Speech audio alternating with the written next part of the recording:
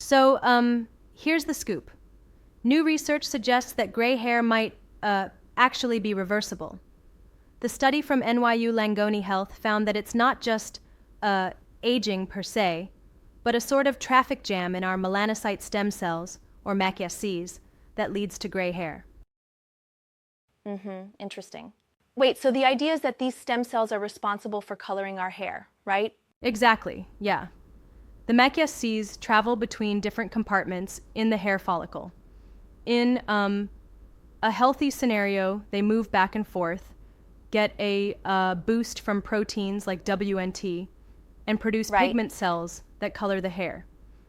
But when they get stuck in, say, the hair follicle bulge, they lose their ability to convert into pigment cells.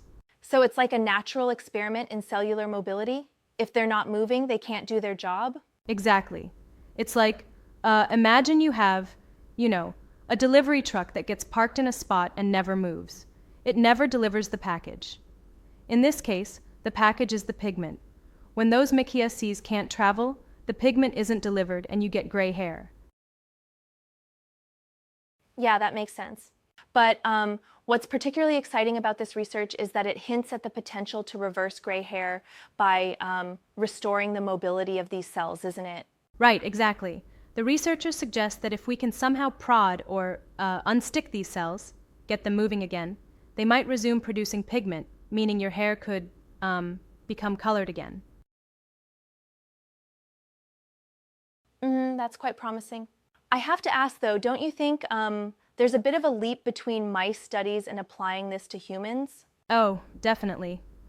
The study does mention that if the same fixed positioning of McSCs exists in humans, it could open a pathway to reversing graying.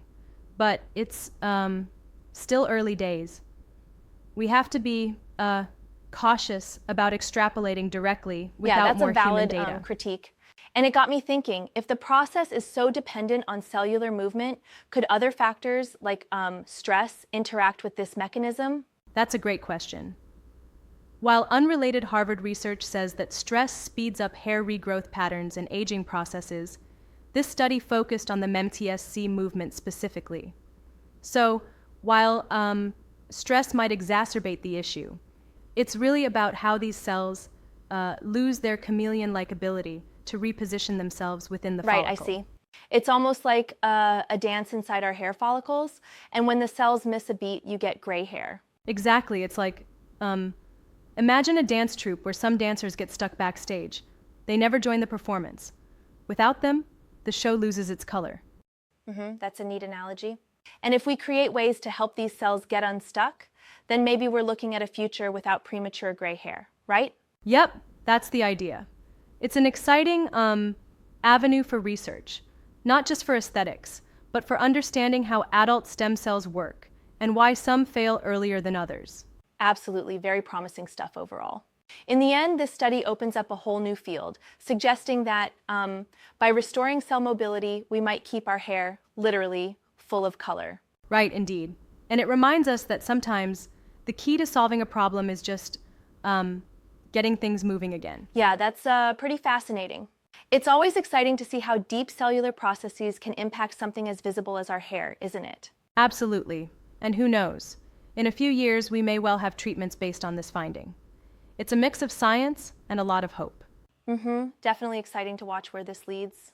Thanks for breaking it down. It's been a really engaging, fast-paced chat about the science behind our grays.